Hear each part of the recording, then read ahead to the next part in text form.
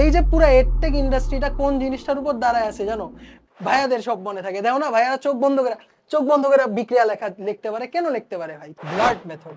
So blood method জিনিসটা কি? একটা খাতা নিলা, কিভাবে ক্লাস করি মানে এটা কোন ধরনের প্রশ্ন? ক্লাস কিভাবে করে মানে কি?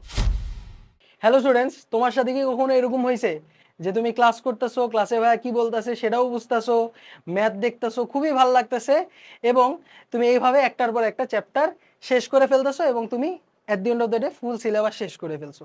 বাট এক্সামের আগে যখন তুমি একটু রিভাইজ দিতে যাবা, তুমি যখন লেকচার নোটগুলি আবার দেখা শুরু করলা, দেখলা যে তোমার কিচ্ছু মনে নাই, কিচ্ছু লিটারালি মনে নাই। পরীক্ষার আগের দিন তখন তোমার লেকচার দেখা লাগলো। এই যে জিনিসটা ভাইয়া, তোমার কি মেধা কম? তুমি কি মানে গর্ধব, গাধা, পাগল? না কিন্তু। এইখানে মেইনলি কি হইতেছে, আমরা বেশিরভাগ স্টুডেন্ট যে জিনিসটার মধ্যে ফাইসা যাই অনলাইনে ক্লাস করার ক্ষেত্রে, সেটা আমি বলে হলো টিউটোরিয়াল হেল। এটা হলো কোডিং যারা করে সিএসসি তে, তাদের জন্য এটা অনেক জনপ্রিয় একটা টার্ম। বাট তোমাদের জন্য আমি এটা বলবো লেকচার হেল। এবং এই চক্রের মধ্যে বেশিরভাগ স্টুডেন্ট পড়ে যায়। সারাদিনই সে ক্লাস দেখে, বাট দিন শেষে তার পড়াশোনা কিছুই হয় না, কিছুই মনে থাকে না। সো বেসিক্যালি আমরা কি করব আজকে? আজকে আমাদের মেইন টার্গেট থাকবে হলো যে কিভাবে আমি লেকচারকে ইউটিলাইজ করতে পারবো, যাতে আমার ম্যাক্সিমাম জিনিস মনে থাকে, একদম ম্যাক্সিমাম জিনিস মনে থাকে। বলতে গেলে যে ভাইয়ার স্লাইড, হ্যাঁ ভাইয়ার স্লাইড একদম মানে ফটোগ্রাফিক মেমোরির মতো যাতে মনে থাকে, আজকে আমাদের এই টার্গেট থাকবে। সো কিভাবে করা যায় সেটা আমরা আজকে দেখব। এই জিনিসটা বুঝতে হলে আমাদের আগে দুইটা জিনিস বুঝতে হবে। সেটা হলো আমাদের লার্নিং বা শিখাটা, এটা দুই ধরনের।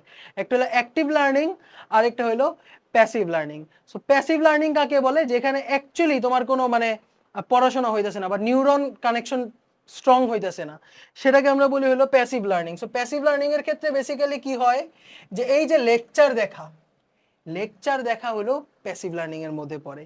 এরপর বই রিডিং পড়া কিংবা স্লাইড রিডিং পড়া, এটা প্যাসিভ লার্নিং। অডিও ভিজুয়াল, এটা হলো প্যাসিভ লার্নিং, মানে অডিও বা ভিডিও দেখা, এটা হলো প্যাসিভ লার্নিং। এরপর ডেমনস্ট্রেট করে দেখানো, এই যে ভাইয়া ভাইয়া কি করতেছে, অ্যানিমেশনের মাধ্যমে তোমাকে একটা জিনিস দেখাচ্ছে, এইটা ডেমনস্ট্রেশনের মধ্যে পড়ে। এটাও কিন্তু 30%। অর্থাৎ এই যে পুরো এডটেক ইন্ডাস্ট্রিটা কোন জিনিসটার উপর দাঁড়ায় আছে জানো? প্যাসিভ লার্নিং এর উপর দাঁড়ায় আছে। এই পুরো এডটেক ইন্ডাস্ট্রিটা দাঁড়ায় আছে জাস্ট তুমি ক্লাস দেখতেছো, তুমি সারা জীবন ক্লাস দেখবা, তোমার কিছু মনে থাকবে না, সেটার উপর দাঁড়ায় আছে। সো এই জিনিসটারে বলি, পুরো জিনিসটা হলো প্যাসিভ লার্নিং। এবং এই প্যাসিভ লার্নিং এর ক্ষেত্রে এই পার্সেন্টেজগুলি দেখা কি বোঝা যাইতেছে বলো তো? যে 2 সপ্তাহ পর তোমার কতটুকু মনে থাকে। দেখো তুমি যদি ক্লাস করো, লেকচার কমপ্লিট করো, তাহলে তুমি 100 স্লাইডের যদি ক্লাস করো, তোমার 2 সপ্তাহ পর মনে থাকবে মাত্র 5 পেজ, বড় জোর 5 পেজ। সো দিস ইজ কি, মানে লুজিং গেম। বলতে গেলে this is a losing game, হাইরে যাইতেছি খেলা। এভাবে তো হইতেছে না ভাই। অন্যদিকে টিচারদের কথা যদি বলি, টিচারের কিন্তু পড়াশোনা হইতেছে। তুমি যেই ভাইয়ার ক্লাস করতেছো, তোমার পড়া হইতাছে না, কিন্তু তোমার ভাইয়ার পড়া হইতাছে। দেখো প্যাসিভ লার্নিং, অ্যাক্টিভ লার্নিং কখন হয়? অ্যাক্টিভ লার্নিং হয় হলো যখন তুমি গ্রুপ ডিসকাশন করো, বন্ধুদের সাথে আলোচনা করো। এরপর হলো প্র্যাকটিস বাই ডুইং, নিজে বসে বসে সলভ করা। দিস ইজ অ্যাক্টিভ লার্নিং এর মধ্যে পড়ে, 75% মনে থাকে। আর অন্যদিকে অন্য কাউকে বোঝানো, অন্য কাউকে শেখানো, সেখানে কি হয় 90%। সেই হিসাবে তোমাদের ভাইয়াদের, এই যে ভাইয়াদের সব মনে থাকে, দেখো না ভাইয়ারা চোখ বন্ধ করে বিক্রিয়া লেখা লিখতে পারে। কেন লিখতে পারে ভাই? তোমার পড়া হইতেছে না, ভাইয়ার পড়া হইতেছে, আমার অ্যাক্টিভ লার্নিং হইতেছে। সো এখন কথা হলো আমি কিভাবে এই বেনিফিট গুলি পাবো ক্লাস করার মাধ্যমে। ঠিক আছে, সো এর আগে বুঝতে হবে যে ভাইয়া আমরা কিভাবে ক্লাস করি। ঠিক আছে, বেশিরভাগ স্টুডেন্ট একটা ম্যাঙ্গো বয়, মানে আম আদমি, বেসিক্যালি একটা নর্মাল স্টুডেন্টের কথা যদি বলে, অ্যাভারেজ স্টুডেন্ট কিভাবে পড়াশোনা করে সেটা যদি আমি বলি, আমি পর্যন্ত অনেক সার্ভে নিছি, অনেক পোলস নিছি, এবং আমি অনেক স্টুডেন্টদের সাথে কথাও বলছি। ওদেরকে জিজ্ঞাসা করি যে ভাই তুমি কিভাবে ক্লাস করো? কিভাবে ক্লাস করি মানে এটা কোন ধরনের প্রশ্ন? ক্লাস কিভাবে করে মানে কি? ক্লাস করে, ক্লাস জাস্ট করতে হয়। কেমনে করতে হয়? দেখাও তো। ওই স্ক্রিনের দিকে তাকায় আছে, এটা নাকি ক্লাস করা ভাই? দেখো ইউটিউবে ক্লাস করতেছো, ঠিক আছে, ইউটিউবে বেশিরভাগ ইউটিউবাররা তাদের যারা দর্শকরা তাদেরকে কি বলে? ভিউয়ার্স বলে, হ্যালো ভিউয়ার্স। বাট আমি কি বলি তোমাদের? আমি বলি হ্যালো স্টুডেন্টস। ভিউয়ার্স আর স্টুডেন্টস এর মধ্যে কিন্তু পার্থক্য আছে, তাই না? ভিউয়ার্স অনেক কিছুর হইতে পারে, মুভি ভিউয়ার্স হইতে পারে, এরপর কার্টুন ভিউয়ার্স হইতে পারে। বাট তুমি পড়াশোনা করতে আসছো অনলাইনে, তোমার নাম কি হবে? স্টুডেন্টস। কি থাকতে হবে? তোমার বই খাতা নিয়ে থাকতে হবে। বেশিরভাগ স্টুডেন্ট কি করে? বই খাতা নিয়ে আসে না ভাই, ওই এমনি টিপ দেখা বইসা আছে, মুভি দেখতেছি ভাই, তাহলে পপকর্ন নিয়ে আসো, পপকর্ন নিয়ে আসো, খাতা কলম নাই, অ্যাটলিস্ট মানে ভাল লাগতেছে, এনজয় করতেছো, পড়াশোনা হবে না এভাবে। সো বেশিরভাগ স্টুডেন্ট যেভাবে পড়ে, শুধু ক্লাস বসে বসে দেখলে পড়াশোনা হবে না। ইয়েস, পড়াশোনা হবে না। সো তোমার কি করা উচিত, একজন গুড স্টুডেন্টের কি করা উচিত, যে ক্লাস যখন হবে ওর খাতা কলম সাথে থাকা লাগবে। খুবই বেয়ার বেসিক অ্যাডভাইস। ইস ইস ছি ছি ছি ছি, এই ভিডিও দেখার জন্য আসছি ভাই? না, এটা না, এটা না। দেখো, যদি তুমি নর্মাল স্টুডেন্ট যেভাবে ক্লাস করে সেভাবে তুমি যদি ক্লাস করো, মানে বসে বসে দেখো, তাহলে কি হবে দেখো, কি হবে দেখো। এই যে প্রথম দিন তোমার 100% সব মনে আছে ভাইয়া কি পড়াইছে। দ্বিতীয় দিনের মধ্যে, এই যে প্রথম 5 দিনের মধ্যে তোমার একদম 80% সব ভুলে গেছি, দ্বিতীয় 5 দিনের মধ্যে। এরপর এই যে 2 সপ্তাহের মধ্যে 90% ভোলা হয়ে গেছে, 90% ভোলা হয়ে গেছে। এভাবে 1 মাসের মধ্যে পুরা পড়া শেষ। এইভাবে কিন্তু this is the forgetting curve বলে, এটারে রিটেনশন কার্ভও বলতে পারো বা ফরগেটিং কার্ভও বলতে পারো, যে আমাদের 30 দিনের মধ্যে, মানে কি বলে 5 দিনের মধ্যে তোমার 80% পড়া আমি ভুলা যাই। কেন ভুলা যাই? বিকজ আমরা প্যাসিভ লার্নিং করতেছি। সো কি করা যেতে পারে, ক্লাস কেমনে করা উচিত একটা স্টুডেন্টের? দেখো ভাই, তুমি কি চাইতেছো, অ্যাক্টিভ লার্নিং এর বেনিফিটস চাইতেছো ক্লাস থেকে, তাহলে তোমার অ্যাক্টিভ লার্নিং করতে হবে ক্লাসের মধ্যে। ক্লাস কিন্তু মাত্র 5% ভাই, class is just passive learning. So তুমি কি করবা, এই যে ক্লাস লেকচার অন করলা, ক্লাস ভাইয়া আসছে, খাতা কলম নিয়ে বসবা, খাতা কলম নিয়ে বসবা, ভাইয়ের সাথে সাথে জিনিসপাতি তুলবা, ভাইয়ের সাথে সাথে কনসেপ্ট তুলবা, ভাই কি বুঝাইতেছে সেটা বুঝার চেষ্টা করবা, বুঝা পজ করে নিজে লিখবা যে আমি কি বুঝলাম জিনিসটা, সেটা লিখবা। আচ্ছা, এরপর কি করবা? এরপর হইলো যে ভাইয়া যখন একটা টপিক, বেশিরভাগ ক্ষেত্রে আমরা যখন আমাদের 100 ডেজ ব্যাচে কি করি, আমি কি করছি, একটা টপিক পড়াইছি, টপিক সর্বোচ্চ কি 2-3 পেজই হবে, একটা টপিক পড়াইছি, টপিক পড়ায়া একটা কোয়েশ্চেন দিছি, এই কোয়েশ্চেন দিয়া বলছি কি ভাইয়া পজ করে সলভ করো। সো তোমার কি করতে হবে, পজ করে মিনিমাম 3 বার চেষ্টা করবা। দেখো এই যে একটা খাতা, এই খাতারে 3 ভাগ করবা, 3 ভাগ করবা। সো ভাইয়ার টপিক পড়াই দিছেন, থিওরি পড়াই দিছেন, থিওরি পড়ায় একটা কোয়েশ্চেন দিছেন, এখন ভাইয়া কলম তোলার আগে, বোর্ডে কলম তোলার আগে তুমি 3 বার চেষ্টা করবা, 3 বার। এই যে প্রথম এখানে 3 বার, এখানে একবার চেষ্টা করবা, এখানে একবার চেষ্টা করবা, টোটাল 3 বার চেষ্টা করবা। অ্যান্সার মিললে মিলছে, বা অ্যান্সার আসলে না আসলে নাই। 3 বার চেষ্টা করলা, 3 বার চেষ্টা করলা, মাথায় মগজে চেষ্টা করলা। এরপর এরপর তুমি ভিডিওটা অন করলা, এইবার ভাইয়া কিভাবে সলভ করো সেটা দেখলা। এবার তুমি তোমার সলভের সাথে ভাইয়ার সলভের তুলনা করলা।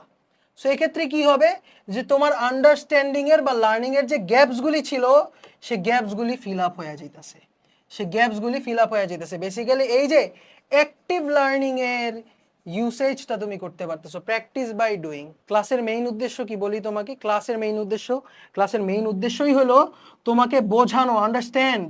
ক্লাসের মেইন উদ্দেশ্য প্র্যাকটিস করা না। বাট আমার মতো মানুষ যে জীবনে বই ধরতে পছন্দ করে না, আমি পার্সোনালি কিন্তু বই ধরতে পছন্দ করতাম না, বই ঘৃণা করতাম ভাই, বই পড়লে আমি ঘুমাই যেতাম। সো আমি সবসময় কিন্তু ক্লাসই করতাম। সো ক্লাস কেমনে করতাম, এই যে এইভাবেই অন করতাম, 3 বার চেষ্টা করতাম, পারলে পারছি, সলভ হয়েছে, সলভ হয়ে গেছে, না পারলে নাই, সমস্যা নাই। পজ করা থেকে আনপজ করলাম, আনপজ করে একবার দেখলাম ভাইয়া কি পড়াইলো, কেমনে করলো, সেখানে আমার কোথায় ভুল হয়েছে, কোথায় ঠিক হইতে পারে, সেটা আমি তুলনা করলাম ভাইয়ার সাথে। লিটারালি আমার সব গ্যাপ ফিল আপ হয়ে গেল, আমার আন্ডারস্ট্যান্ডিংটাও কমপ্লিট হইলো, আমার নিজের যে প্র্যাকটিসটা সেটাও কমপ্লিট হইলো। বেশিরভাগ স্টুডেন্ট প্র্যাকটিস করে না, দেখা চাই যে ভাই কেমনে করতেছে সেটা দেখি, হবে দেখলে হবে না, প্র্যাকটিসও করতে হবে। আচ্ছা, এবার ক্লাস শেষে ভাইয়া তোমাকে ডিপিপি দিবে বা প্র্যাকটিস শিট দিবে, আমাদের সাথে থাকলে অবশ্যই প্র্যাকটিস শিট পাবা, ডিসকর্ড গ্রুপে জয়েন করলে ম্যাথের প্র্যাকটিস শিট দিতেছি সেটা পাবা। সো প্রবলেম সলভিং করবা, এছাড়াও তুমি কেতাবুদ্দিন স্যারও বইও সলভ করতে পারো, প্যারা নাই, প্রবলেম সলভিং করতে হবে। অ্যাক্টিভ লার্নিং আসলে জিনিসটা কি ভাই, প্রবলেম সলভিং। তুমি যত বেশি প্রবলেম সলভিং করবা, তত বেশি নিউরনে কানেকশন হবে, তত বেশি তোমার অ্যাক্টিভ লার্নিং হবে, তত বেশি তোমার পড়া মনে থাকবে। অবভিয়াসলি প্রবলেম সলভ করতে হবে ক্লাসের পরে। এছাড়াও সবচেয়ে ইম্পর্টেন্ট, মানে the powerful thing of active learning is tests. If you don't test your memory, তোমরা বেশিরভাগ স্টুডেন্ট কি করো, বাসায় মডেল টেস্ট দাও না, পরীক্ষার আগের দিন গিয়া বই দেখো, দেখো যে কিছু মনে নাই। সো তুমি যদি নিজে বাসায় বসে মডেল টেস্ট দিতা, তাহলেই তো বুঝতে পারতা কোথায় কোথায় গ্যাপ ছিল, গ্যাপটা ফিল আপ হয়ে যেত এবং তোমার লং টার্ম মেমোরিতে শিফট হয়ে যেত। সো অবভিয়াসলি এক্সাম দিতে হবে, মডেল টেস্ট দিতে হবে, অ্যাটলিস্ট দিনে একটা দাও, এক সপ্তাহে একটা দাও, যেমনে হোক দাও, এছাড়াও অ্যাক্টিভ লার্নিং এর একটা থাম্ব রুল আছে, যে যদি আমার কাছে হার্ড মনে না হয়, ইফ ইটস নট হার্ড দেন আমার অ্যাকচুয়ালি লার্নিং হইতেছে না। এখানে হার্ড বলা ঠিক হবে না, আমার যদি আনকমফোর্টেবল না লাগে। দেখো ভাই, কোয়েশ্চেন পজ করে সলভ করা খুবই আনকমফোর্টেবল, খুবই কষ্ট লাগে, স্পেশালি 3 বার ভাই, যেখানে তোমার মানে জাস্ট একটা ক্লিক অফ এ বাটন তুমি অ্যান্সার দেখে ফেলতে পারতেছো, সেখানে তুমি নিজে বসে সলভ করা, that's very hard, very uncomfortable, অনেক কষ্ট হবে। অনেক স্টুডেন্ট আমারে বলছে ভাই আপনার পড়া অনেক বুঝি, বাট ম্যাথ করতে গেলে আপনি যে বারবার বললেন পজ করে সলভ করতে, আমার মাথা ব্যথা করে, মাথা ঘুরায়, বিরক্ত লাগে। বিরক্ত তো লাগবেই, বিরক্ত না লাগলে পড়াশোনা হইতেছে না। অ্যাক্টিভ লার্নিং এর মেইন উদ্দেশ্যই তোমার ব্রেনকে আনকমফোর্টেবল করা, মানে ব্রেনের ডিসকমফোর্ট করা, ব্রেনের মানে ব্রেনে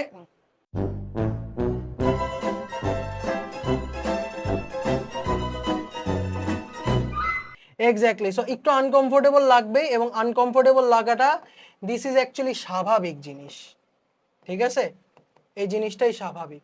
তোমার ব্রেন তোমার পড়া মনে রাখতে চায় না তো, brain does not want to memorise, it wants to analyse করতে চায় তোমার ব্রেন, মেমোরাইজ করতে চায় না। এই কারণে কিছুদিন পর পর দেখবা ভুলা যায়। সো তখন কি করা লাগে, বারবার ভুলে গেলে তোমার বারবার ব্রেনকে মনে করায় দিতে হয় এটা ইম্পর্টেন্ট, এটা ইম্পর্টেন্ট, এটা ইম্পর্টেন্ট। যে তুমি দেখো কি করলা, একটা টপিক পড়লা, তোমার এখন 100% মনে আছে। সো একদিন পর কি হলো, একদিন পর তুমি ভুলা যাইতেছো। সো তোমার ব্রেন কি করবে, বড় করবে, ও এটা দেখলাম, এটা তো তেমন ইম্পর্টেন্ট ইনফরমেশন না, এটা ভুলা যাই।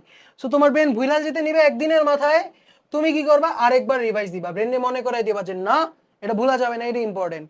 আচ্ছা, এরপর হলো চতুর্থ দিন, এরপর আবার চতুর্থ দিন রিভাইজ দিবা। তুমি এই যে ভুলা যেতে নিতেছো, আবার চতুর্থ দিন রিভাইজ নিবা, আবারও ব্রেনে বলবা যে না এটা শর্ট টার্ম থেকে লং টার্মে নিতেই হবে, দিস ইজ ইম্পর্টেন্ট, ঠিক আছে? এই যে রেপিটিশন, এটারই বলে স্পেসড রেপিটিশন, যে একদিন গ্যাপ দিয়ে রিভাইজ দিলাম, আবার এখানে 3 দিন গ্যাপ দিয়ে আবার রিভাইজ দিলাম, এরপর আরো 2 দিন গ্যাপ দিয়ে আবার যখন তোমার ব্রেন ভুলে নিতে নিবে আবার রিভাইজ, এরপর আবারও ভুলে যেতে নিবে আবার রিভাইজ, আবারও ভুলে যেতে নিবে আবার রিভাইজ। এবং একটা সময় দেখো, একটা সময় কিন্তু তোমার এই যে পড়াটা এই জিনিসটা ফ্ল্যাট লাইন হয়ে যেতেছে, এই রেখাটা কি হয়ে যেতেছে, ফ্ল্যাট লাইন হয়ে যেতেছে। এর মানে কি, তোমার যতটুক পড়ছিলা ততটুক হুবহু মনে আছে, যে তোমার ব্রেন বুঝা গেছে যে এটা অ্যাকচুয়ালি ইম্পর্টেন্ট। এই যে আমি বারবার দেখতেছি, কেন বারবার দেখতেছি, বিকজ ইটস ইম্পর্টেন্ট, এবং তোমার ব্রেন মনে রাখতে পারবে জিনিস, ঠিক আছে? এই যে একটা সময় ফ্ল্যাট লাইন হয়ে যাবে।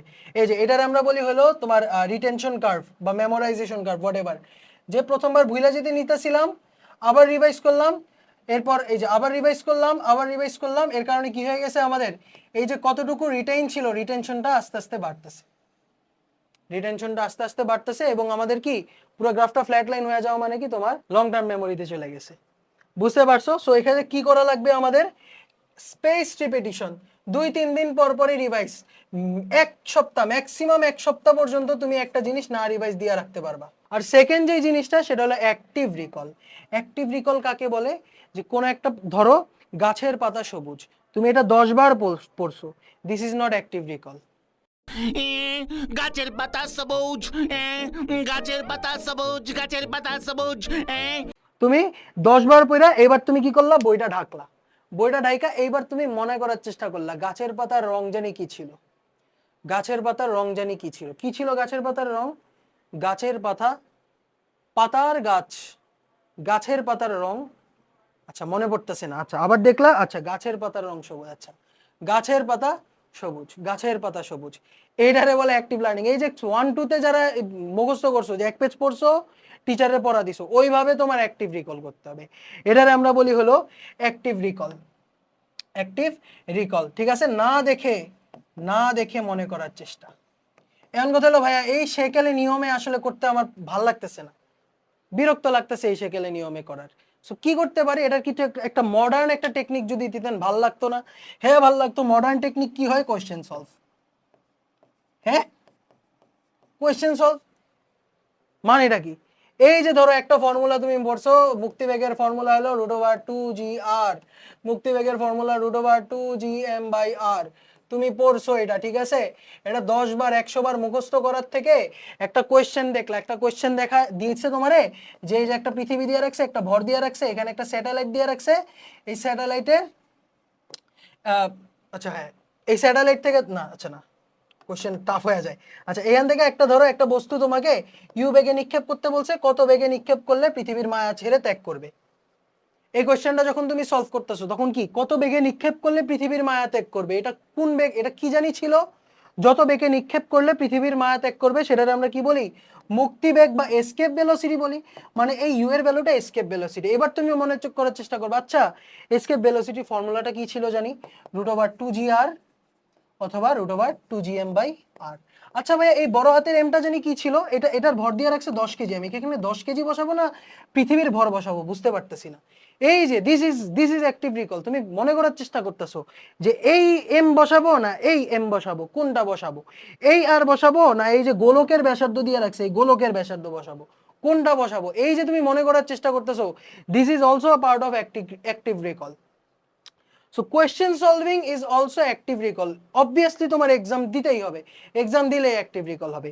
এছাড়াও আমি আমার অ্যাডমিশন টাইমে কিছু টোটকা ফলো করছি, যার কারণে আমার একদম মানে প্রত্যেকটা চ্যাপ্টার, ফিজিক্সের প্রত্যেকটা চ্যাপ্টারে লিটারালি আমার ফটোগ্রাফিক মেমোরি আছে বলতে গেলে। যে তুমি যদি আমারে বলো যে ভাইয়া আপনি আমার খালি হাতে পুরো ভেক্টরটা রিভাইজ দিয়ে দেন, আমি লিটারালি খালি হাতে তোমার ভেক্টর রিভাইজ দিয়ে দিতে পারবো। এটা আমি কিভাবে করতে পারছি, এটা একটা টোটকা, এই টোটকাটা একটু মনে রাখতে পারো চাইলে। টোটকা সেটা হলো যে ভাইয়া blood method. So blood method জিনিসটা কি, একটা খাতা নিলা, একটা পেজ নিলা বা 2-3টা পেজ নিলা, পেজ নিয়ে যে কোনো টাইমে randomly any time of the day, রিভাইসও দাও নাই, কিচ্ছু করা নেই, জাস্ট নর্মালি পেজ নিলা, ধরো একটা চ্যাপ্টারের নাম বলো, ধরো ওয়ার্ক পাওয়ার এনার্জি।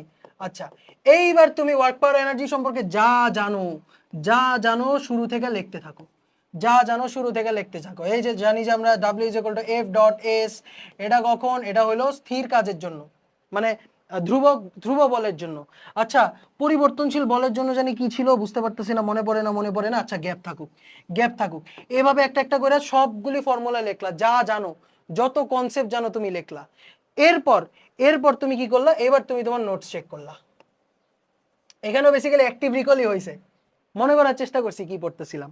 সো এরপর তুমি তোমার নোটস চেক করলা, নোটস চেক করে দেখলা যে আচ্ছা এখানে আচ্ছা W=F.S লেখা আছে। আচ্ছা পরিবর্তনশীল বল দ্বারা কৃত কাজ ইন্টিগ্রেশন অফ FDS। ও আচ্ছা এই যে গ্যাপটা ফিল আপ হয়ে গেল, এই যে গ্যাপটা ফিল আপ হয়ে গেল, তোমার এই যে এইমাত্র যেটা ভুল থেকে যেটা শিখলা সেটা তোমার সারা জীবন মনে থাকবে। This is a blurred out method, ঠিক আছে, ব্লার্ড মেথড বলি এটারে। এছাড়াও আমি আরেকটা জিনিস ফলো করতাম, আমার মনে আছে, আমার বুয়েট এক্সামের আগের দিন সন্ধ্যাবেলা আমার মানে খুব ঘুম লাগতেছে, ঠিক আছে, আবার আমার অনেক পড়াও বাকি, রিভিশনও দেওয়া বাকি। সো আমি কি করলাম, আচ্ছা আমি তাহলে ঘুমের মধ্যে ফিজিক্সটা রিভাইজ দিয়ে দিই। হ্যাঁ ঘুমের মধ্যে কেমনে ফিজিক্স রিভাইজ দিচ্ছেন, সো আমি তো মানে 100% ঘুম না, আমার টায়ার্ড লাগতেছে। সো আমি চোখ বন্ধ করে ভেক্টরের ফর্মুলা, ভেক্টর দুইটা বলের মধ্যবর্তী কোণ দেওয়া থাকলে p²q² 2pq cos alpha square root থাকবে, আর tan θ = যে থাকে সিঙ্গেল তার সাথে অ্যাঙ্গেল। আচ্ছা এরপর সর্বোচ্চ বল p+q, সর্বনিম্ন বল p-q এর মড। এরপর হলো সর্বোচ্চ কখন হয়, যখন আলফা 0 ডিগ্রি হয়, সর্বনিম্ন কখন হয়, যখন আলফা 180 ডিগ্রি হয়। এরপর একটা শর্টকাট আছে r_max² + r_minimum² = 2rp²। আচ্ছা এইভাবে সবগুলি আমি চোখ বন্ধ করে জাস্ট মনে করার চেষ্টা করতেছি। সো এটারে আমরা কি বলি, মনে মনে রিভিশন, মনে মন কলা খাওয়া। So this is also a nice method. So এইটা করার পর আমি যেই পার্টগুলি আমার মনে ছিল না, যেই পার্টগুলি আমি মনে করতে পারতেছিলাম না, সেই পার্টগুলি আমি আবার কি করছি, খাতা দেখে নিছি কিছুক্ষণ পর ঘুম থেকে ওইটা। সো এইভাবে কিন্তু সব মনে থাকবে ফর্মুলা। সো আজকের এই সেশনে জয়েন করার জন্য ধন্যবাদ, থ্যাংক ইউ সো মাচ সবাইকে, আসসালামু আলাইকুম।